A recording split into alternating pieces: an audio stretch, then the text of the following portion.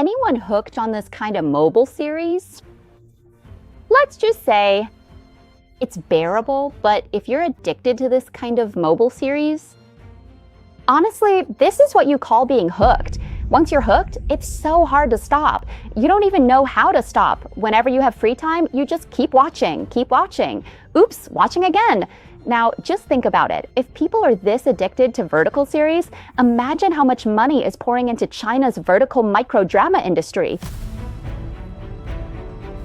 In this video, I'll be sharing with you what exactly makes people get so hooked on vertical series, what kind of psychology they use, how this trend has grown and developed, and who in the business world might get undercut by these vertical series today. You can support the vertical series content on the Psy Money Monster channel by scanning this QR code. Or if you want to support the channel in a simple way, just hit like, share, and leave a comment to chat with us. And most importantly, don't forget to subscribe to show some love. Oh, and I have a new channel now, Psy Happy Monster. Since work can get stressful, let's find something to make us happy too. Please subscribe to my new channel as well. Thank you. As for the vertical series market or microdramas, are they a big deal or not? Just look at the amount of money flowing into this industry. Right now, the microdrama or vertical series market in China is worth nearly $7 billion. If you convert that to Thai baht, that's about 227 billion baht. This was the value in 2024. And if we look at this year's numbers, it's probably even bigger. The current market value of microdramas is so huge that it has already surpassed the box office of C-dramas, which are the regular Chinese series. And those fantasy or general themed series that used to have 23 or 10 episodes, before they made 60 episodes, and now they've unlocked it so they can make 60 episodes again. Yeah, I know this because I watch them. And the micro series or vertical series I'm talking about are the ones you watch here. Each episode is about a minute long, and a single series will usually have 80 or 90 episodes. So how does it work? Usually, the first 5 or 10 episodes are free for some shows. And then what happens next?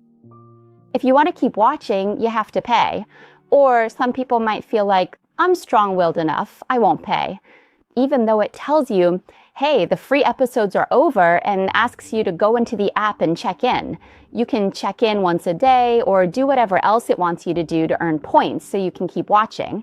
But when it comes down to actually doing that, it's unsatisfying and too slow. But you tell yourself, it's okay, I'm stronger than that. So you search the title on other platforms, hoping to find a stream. Finally, you look and find... Not clear. In the end, you end up paying anyway. Has anyone here ever paid to watch a vertical series? Raise your hand. Well, so where do these vertical series actually make most of their money? Anyone know? It might sound a bit frustrating, but actually, it's not frustrating for us.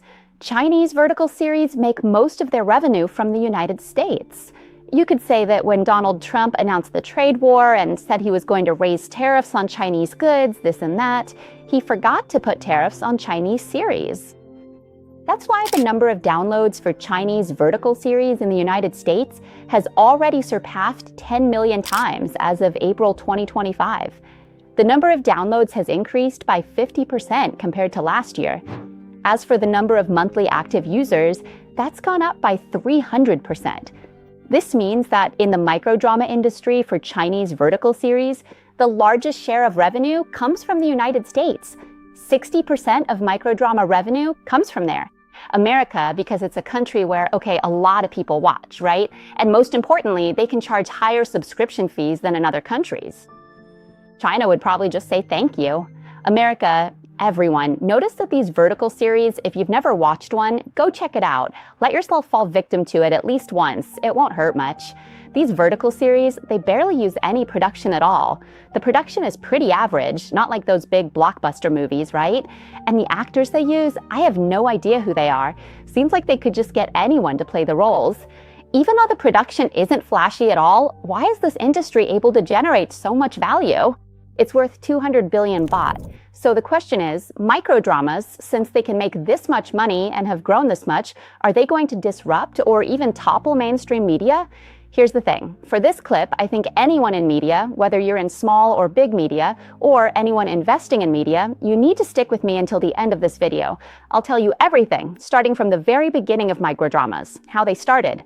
It's believed that they began around 2018, and it all started in China. The platform that made it happen. Short videos really started to become popular when TikTok came onto the scene. At that time, TikTok was already around.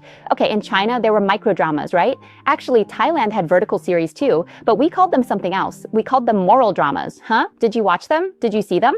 I did. I watched them when I came across them.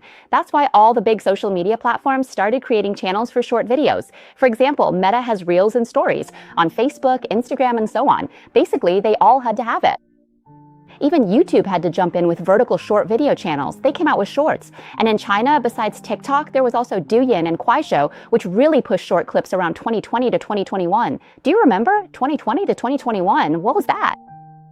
Because of COVID, that's why things like Crystal and mini dramas grew so fast.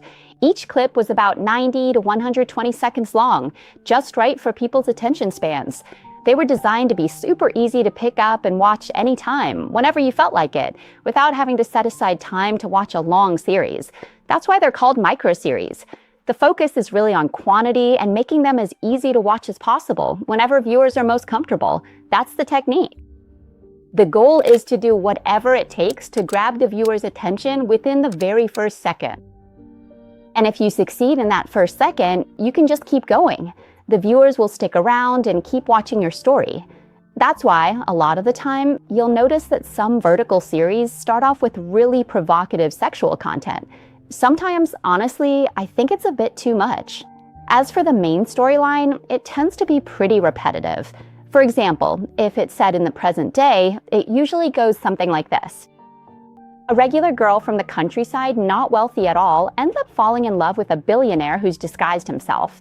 The pattern for a male lead who's successful in vertical series is, first, he's extremely handsome, like unbelievably good looking. Second, he's insanely rich, billionaire level, so wealthy that no one else can compare. And third, he's absolutely obsessed with the female lead. If you ask what this is all about, from a psychological perspective, what these micro-series or vertical series offer viewers is, it's about instantly satisfying your desires, right away, without having to wait. Kind of like when you're tired and you eat sugar, flooding your bloodstream with it. You immediately feel a burst of energy, right? But the downside is, when you get that sugar high, your blood sugar level spikes and then drops really fast, which makes you crave that feeling again and again. It's exactly like microdramas. So I've broken it down for you like this. As for the techniques for creating microdramas, or if you want to apply them to something else, that's fine too. There are 3 key words. If you do these, you'll be pretty successful. Sweet, short, and sharp. In China, they've already identified the target audience for microdramas, women aged 25 to 35. And let me tell you, the way they select their target isn't just based on content or context. It's chosen from well-collected statistical data. You could call it precision in both production and marketing. Knowing this, sometimes I think, hey, if China likes to copy and they've managed to succeed by copying this much, maybe it's time for us to copy them back. Or, hey, Money Monster team, should we try making a microdrama ourselves? If anyone wants to see it, go ahead and show your support. Type in that you want to see a vertical series, monster style. See, it doesn't sound that hard, right? And the business model that microdramas use to make money, it's even simpler than that. It's super simple. The business model for microdramas that makes money is basically using a small investment to make a lot of money. That's it, just that. You might think, wait, is it really that simple? Honestly, anyone could come up with this idea, right? But it's not easy to pull off. Not just anyone can do it. Because in the past, with all the traditional media, the big media companies, whenever they wanted to create content, make a movie or launch a series, they had to pour in a massive budget to produce a hit series, right? Especially with Chinese series lately. Personally, I'm someone who really consumes a lot of series. I always pay attention, like, hey, is this an S-grade series or not? How much did they invest in it? If it's not an S-grade series, I don't even bother watching. It feels like a waste of time. Whenever someone releases a new series, people start comparing, like, wow, this one looks like they didn't invest anything at all. It's a low-budget series. People have every right to have that perception, because when we set aside time to watch something on a big screen, we expect to see something truly amazing, really entertaining, and with everything done right? But when it comes, why is it that with drama you can get away with low-budget production? It's because we don't have to set aside special time to watch it. We're not sitting in front of a big TV screen. We just pull out our phones and watch whenever we have the free moment. And the screen is much smaller, just this size. When the screen gets smaller, the device we use to watch gets smaller, our expectations drop too. It's not just about the level of expectation from the audience. Even the microdrama itself gets scaled down, because we just pull it out to watch whenever we have a bit of free time. It doesn't have to be anything major, just something casual. That's why people who make microdramas can do things like a lot and do it quickly using very little money. If you compare it to big streaming platforms or major TV channels, when they produce original content with huge budgets, at best they can put out maybe 8 to 10 pieces of content a month. That's already impressive. But microdramas aren't like that. In a single month, you can have hundreds. These days, producing a major Chinese series costs billions of yuan, but microdramas, they use just a tiny fraction of that budget. And they can finish it in no time. I actually looked up some info about Netflix. They also make long-form Netflix originals, by the way. I'll be talking about that in the next episode, so hit follow if you want to catch it. So Netflix managed to beat out other streaming platforms. There's basically a streaming war going on worldwide, right? Netflix's technique for winning is their strategy of producing Netflix originals. For a single Netflix original, they can spend hundreds of millions of dollars. Netflix invests heavily in making their originals. Every year, they spend about $17 billion. Netflix's productions are super exciting too, but the thing is, their biggest strength making Netflix originals is also their weakness. Like, how can you be sure they'll always have that much money to keep making originals and compete with everyone else? I'm telling you, hit subscribe and stay tuned for the next episode. It's gonna be fun. Yeah, I'm hyping myself up here. So if we're talking about competing to generate revenue, the ones who invest as much as Netflix, and microdramas, which barely require any investment at all, there's just no way to compete. Even China's box office, microdramas have already surpassed it. The value of microdramas overtook China's box office for the first time in 2024. I haven't seen the data for this year yet. So let me ask, from the start, we've been saying that microdramas are going to disrupt which types of media? Big media, major streaming platforms? The answer is, no, that's not it. To answer that question, we first have to interpret who the direct competitors of microdramas actually are. Are the big media companies direct competitors to microdramas? Let me put it this way. Microdramas aren't direct competitors that threaten major media, like Netflix, HBO, Disney, Hotstar, or even Thai TV channels like Channel One or GMM TV. Microdramas aren't coming in to threaten the big players. That's because the way these two types of services operate is different. The big media companies produce high-quality, long-running series that people want to take their time watching and really savor. But with microdramas, you can just pull them up and watch anytime. The service models aren't the same, and they require different consumer behaviors. The big players still focus on big-budget productions, and that's the right approach for them. Meanwhile, microdramas focus on their own strengths: easy, short, and comfortable viewing. Let me underline that. They focus on their strengths. Easy, short viewing, this is the key point, the arrow pointing right at it. The real competitors of microdramas are platforms that also focus on easy, short content, like TikTok, Instagram, and YouTube Shorts. So microdramas are actually a threat or a direct competitor to social media platforms, because both of them are fighting for screen time. They're clearly competing for consumers' attention on their screens. Just imagine, for example, if short videos focus on, you can watch them anytime. They're easy to watch, right? And people who are watching microseries can't be watching cat and dog videos on TikTok at the same time. Someone sitting there watching people dance endlessly on TikTok isn't watching a microseries at the same time either. So these two are direct competitors. But that's not all. I'm still thinking like, hey, these microseries and stuff, they don't have any effect on the big media, the big streaming platforms, Netflix and all that. Is that really true?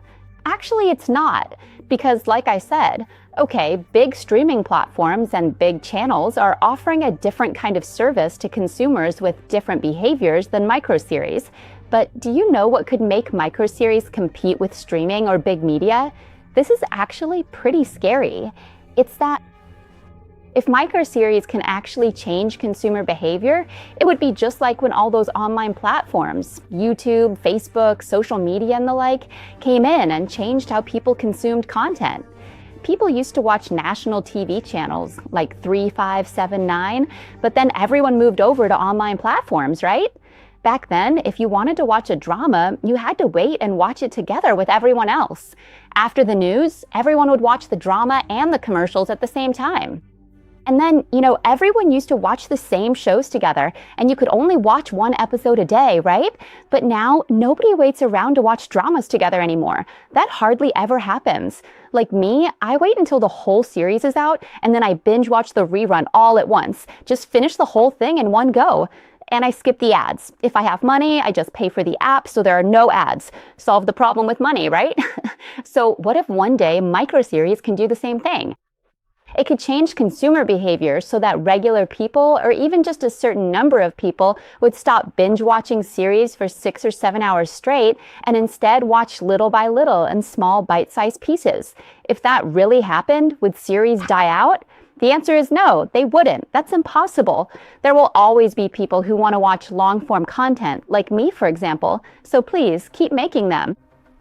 I really love watching series, but anyway, let's say if you're someone working in media right now and the current trend is vertical series, does that mean horizontal series are going to die out? No, they won't. You can still make them. It's just that maybe we need to shift some of our content from horizontal to vertical formats. If they're moving, we can move too. Instead of making people sit and watch for hours on end, try designing something that can be enjoyed in small, bite-sized pieces. Delicious every time, anywhere. If they survive, we'll survive too.